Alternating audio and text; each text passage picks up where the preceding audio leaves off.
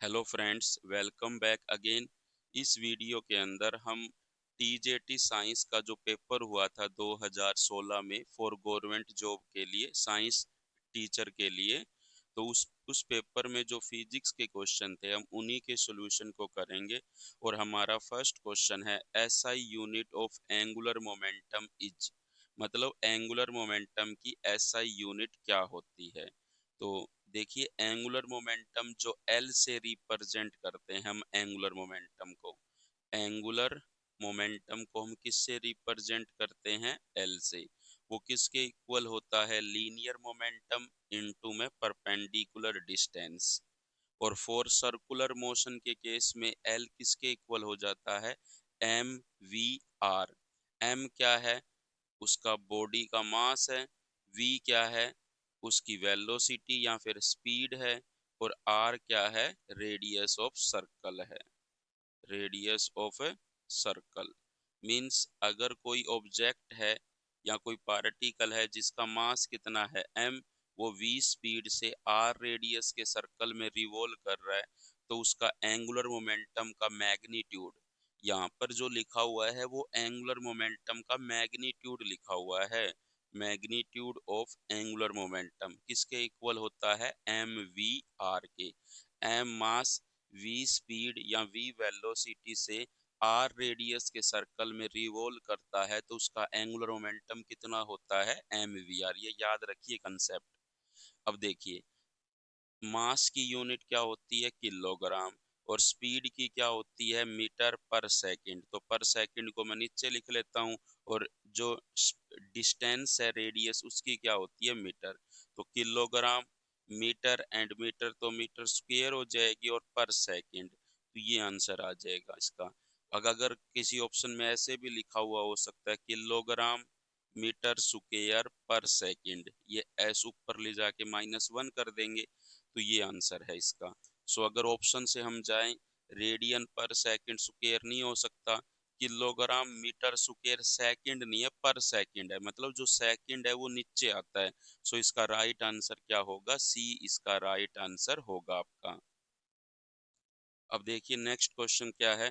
The work done against gravity. Against का मतलब जिस डायरेक्शन में ग्रेविटी उसको लेके जाना चाहती है वो उसके अगेंस्ट जा रहा है। अगेंस्ट का मतलब अर्थ कह रही है नीचे आ जाओ, लेकिन वो उसके विरुद्ध कर रहा है, मतलब वो उसके साथ नहीं जा रहा ग्रेविटी के साथ। तो work done against gravity when a body is moved horizontally along A frictionless surface. मतलब कोई फ्रिक्शनलेस सरफेस है, मान लो यहाँ पर कोई, ये कोई फ्रिक्शनलेस सरफेस है, और इस सरफेस के ऊपर कोई भी ऑब्जेक्ट जो है वो मूव कर रहा है हॉरिजेंटली, तो जो ग्रेविटेशनल फोर्स लगेगी वो कहाँ लगेगी?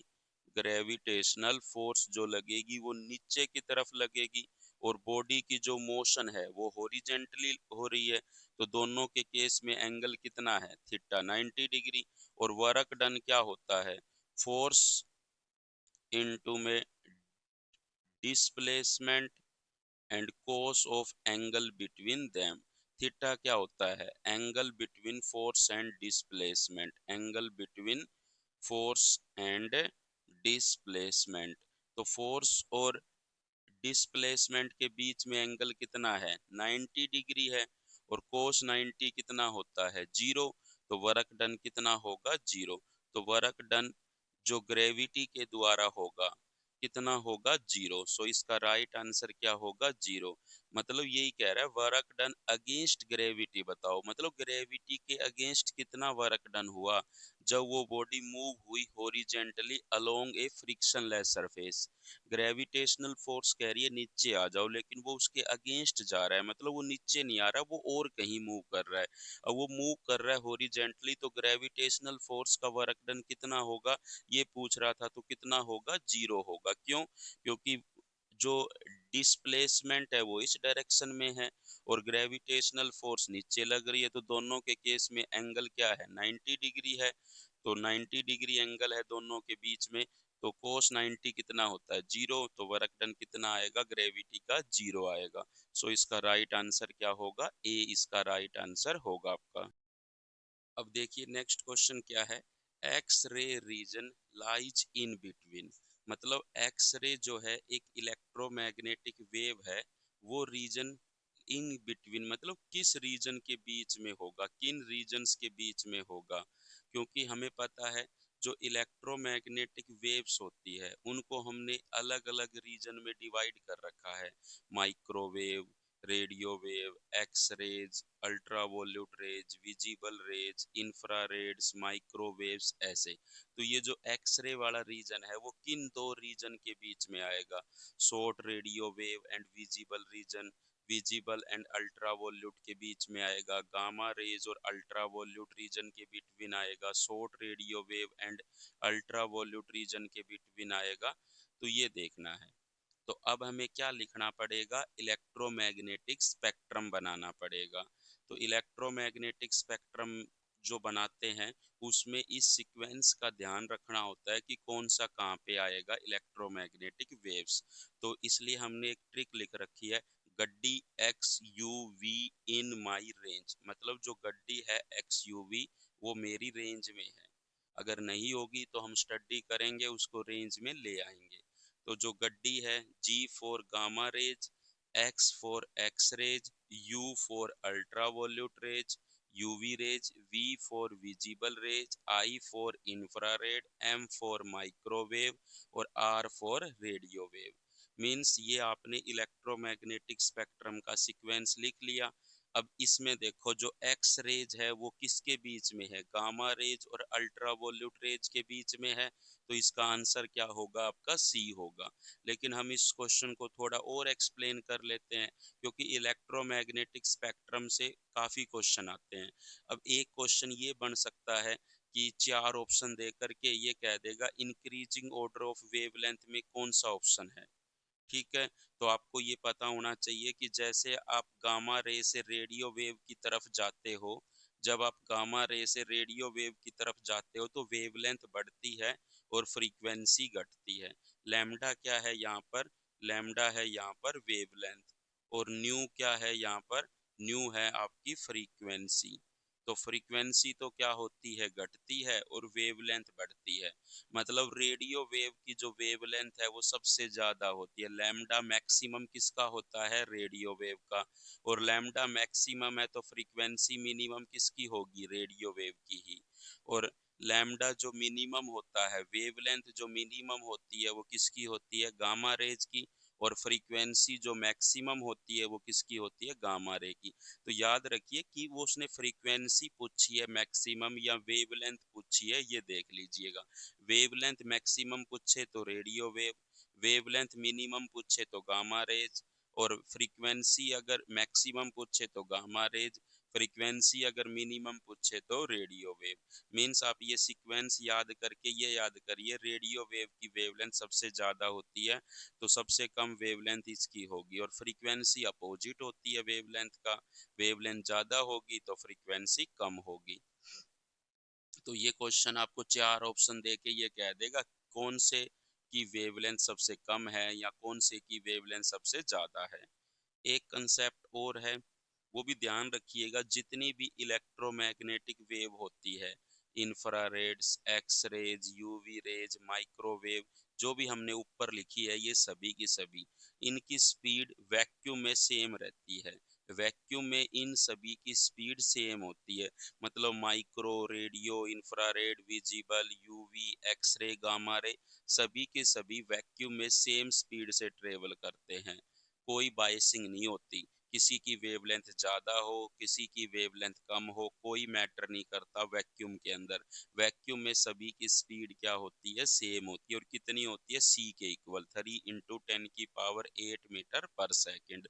बट मीडियम के अंदर they have different different speeds, मतलब मीडियम के अंदर उनकी स्पीड अलग अलग हो जाती है।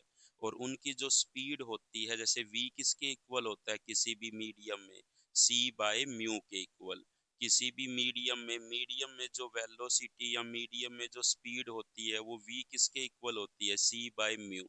और म्यू क्या होता है, refractive index of the medium, उस मीडियम का रिफ्रैक्टिव इंडेक्स है।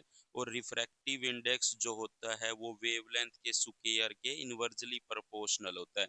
मतलब ये भी पता होना चाहिए आपको कि किसी भी मीडियम का refractive index wavelength of light पे डिपेंड करता है। मतलब जो रेडिएशन आप उस पे डालोगे उस पे डिपेंड करता है लैम्डा पे।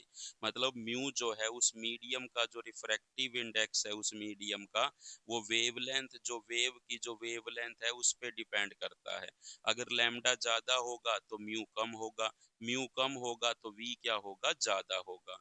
तो समझ रहे हो, लैम्डा कम, अगर लैम्डा कम हो, मान लो लैम्डा ज्यादा है एक बार के लिए, लैम्डा ज्यादा है तो ये कम आएगा, और ये कम आएगा तो ये क्या आएगा, ज्यादा।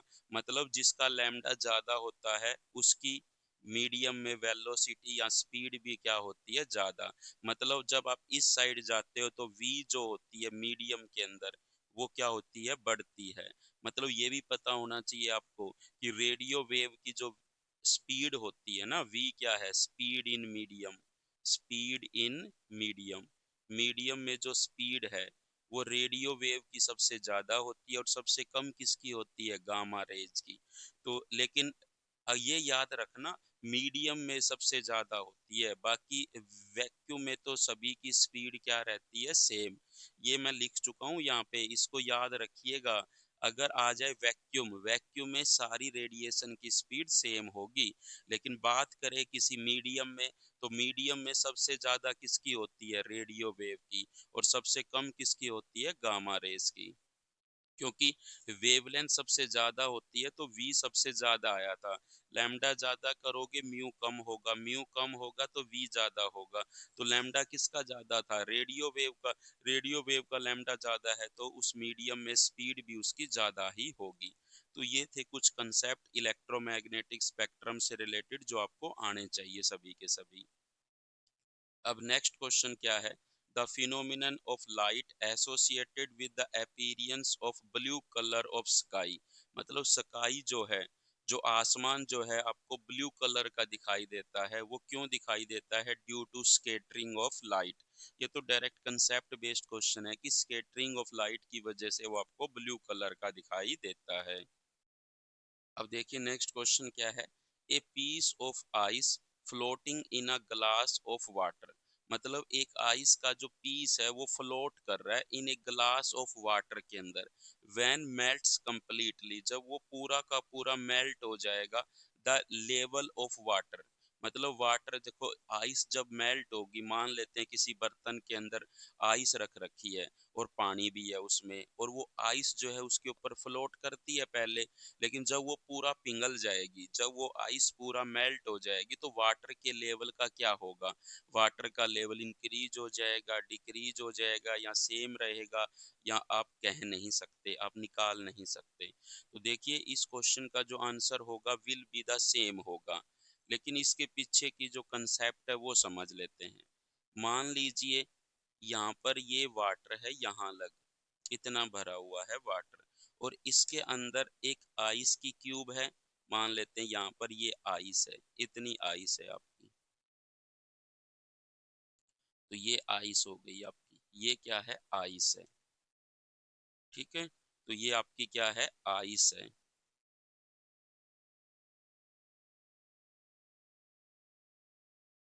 अब देखो, अगर ये आपकी आइस है और ये थोड़ा सा ऊपर भी होगी, क्योंकि अगर फ्लोट कर रही है तो फ्लोट करेगी तो कुछ हिस्सा ऊपर होगा और कुछ हिस्सा इसका पानी में डूबा हुआ होगा, तभी तो फ्लोट कर रही है, थोड़ी सी ऊपर है और कुछ पार्ट उसका अंदर है। ठीक है, मान लेते, और हमें पता है कि आइस की जो डेंसिटी होती है वो होती है 900 किलोग्राम पर मीटर क्यूब, और वाटर की जो डेंसिटी होती है वो कितनी होती है, 1000 किलोग्राम पर मीटर क्यूब, यही होती है। वाटर की जो डेंसिटी होती है वो कितनी होती है, 1000 किलोग्राम पर मीटर क्यूब, और आइस की डेंसिटी कितनी होती है, 900 किलोग्राम पर मीटर क्यूब। मीन्स हम ये कह सकते हैं कि आइस की डेंसिटी कम है तभी तो वो फ्लोट कर रही है, सही बात है, फ्लोट कर रही है। अब देखिए, अगर मान लेते हैं इस आइस का जो मास है, इस आइस का जो मास है, मान लिया आपने अपनी मर्जी से 1 किलोग्राम है, इस आइस का मास कितना है, 1 किलोग्राम है। अगर आइस का मास 1 किलोग्राम है तो कहाँ पे mg नीचे लगेगा, तो 10 न्यूटन का मान लेते हैं। g की वैल्यू कितनी ले लेते हैं, 10 मीटर पर सेकंड स्क्वायर ले लेते हैं। mg कहाँ लगेगा, नीचे लगेगा।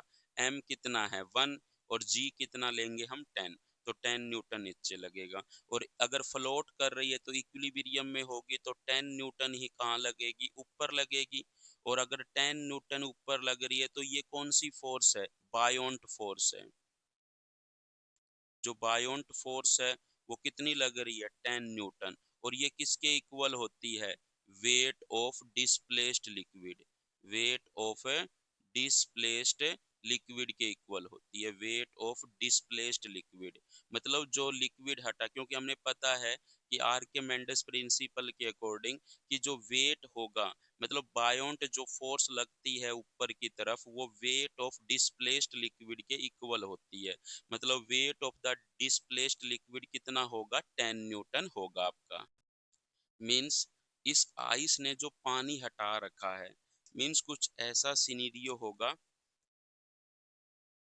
कि यहाँ पर मान लेते हैं जो आइस ने पानी हटा रखा था उसको एज इट इज बना लेते हैं हम, ऐसा ऐसा कि इतना पानी हटा हुआ है कि आइस ने कितना पानी हटाया, केवल इतना पानी हटाया आइस ने। ये वाला जो है आइस का वो पोर्शन है जो पानी के अंदर है। अब देखिए इसका मास निकाल लेते हैं। और जो आइस है वो ये रही, यहाँ पर हमने आइस को बाहर निकाल लिया था। और यहाँ पर ये चीज है, ये आइस थी आपकी, कितनी है, 1 किलोग्राम इसका मास है। तो weight of the displaced liquid 10 Newton है। अगर 10 न्यूटन है तो मास कितना होगा, mass of displaced liquid, mass of displaced liquid का कितना होगा, 1 किलोग्राम। मतलब 1 किलोग्राम पानी यहाँ से हटा है। मतलब यहाँ से जो वाटर हटा है वो कितना हटा है, 1 किलोग्राम।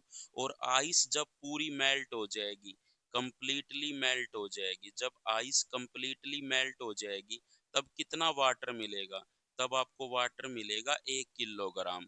और जब वाटर आपको 1 किलोग्राम मिलेगा और यहाँ से हटा भी कितना है वाटर, 1 किलोग्राम, तो 1 किलोग्राम इस 1 किलोग्राम को पूरा पूरा क्या कर लेगा, कंप्लीटली वो आ जाएगा इसके अंदर। अगर कंप्लीटली आ जाएगा तो जो वाटर का जो लेवल था वो चेंज नहीं होगा, यहाँ पर जितना था वो इतना ही रहेगा। सो कैसे किया, पहले देखिए अगर हमने मान लिया आइस का मास 1 किलोग्राम है, तो 1 किलोग्राम है तो ये 10 न्यूटन नीचे लगेगा mg, और 10 न्यूटन ऊपर लगा क्योंकि इक्विलिब्रियम में फ्लोट कर रही है। तो बायोंट फोर्स कितनी लगी ऊपर की तरफ, 10 न्यूटन। तो weight of the displaced liquid का जो वेट है वो कितना आया, 10 न्यूटन। और वेट अगर 10 न्यूटन है तो mg किसके बराबर है, 10 न्यूटन। मतलब weight of displaced liquid 10 Newton है तो मास कितना होगा, 1 किलोग्राम। तभी तो वेट क्या आएगा, mg करेंगे तभी तो वेट आएगा। तो मतलब यहाँ से जो पानी हटा है, जो लिक्विड हटा है, जो वाटर हटा है, वो क्या है, वेट ऑफ डिस्प्लेस्ड लिक्विड या फिर वाटर कितना है, 1 किलोग्राम। मतलब यहाँ से जो पानी हटा है वो कितना हटा है, 1 किलोग्राम हटा है। और जब आइस कंप्लीटली मेल्ट हो जाएगी, आइस का मास कितना था, 1 किलोग्राम। और जब वो कंप्लीटली मेल्ट हो जाएगी तो हमें वाटर मिलेगा कितने का, 1 किलोग्राम का। यहाँ पर कितना हटा, 1 किलोग्राम, कितना मिला, 1 किलोग्राम। तो ये 1 किलोग्राम पूरा इसको कवर कर लेगा। तो जो वाटर का जो ये लेवल था, आइस थोड़ी ऊपर थी लेकिन उससे वो जब मेल्ट होगी फाइनली हमें देगी तो 1 किलोग्राम ही। सो हमारा जो वाटर का जो लेवल है वो क्या रहेगा, सेम रहेगा। So will be the same, इसका क्या होगा, राइट आंसर होगा। तो डायरेक्ट भी याद करिए, अगर कोई आइस है फ्लोट कर रही है और कंप्लीटली मेल्ट हो जाए तो वाटर का जो लेवल है वो सेम रहता है। तो ये 5 क्वेश्चन थे फिजिक्स के जो इस पेपर में आए थे, टीजेटी साइंस 2016 में जो जॉब ओरिएंटेड पेपर हुआ था। So thank you so much for watching this video. अगर वीडियो का कंटेंट अच्छा है और आपको क्वेश्चन समझ आ रहे हैं तो please like share and subscribe जरूर करें।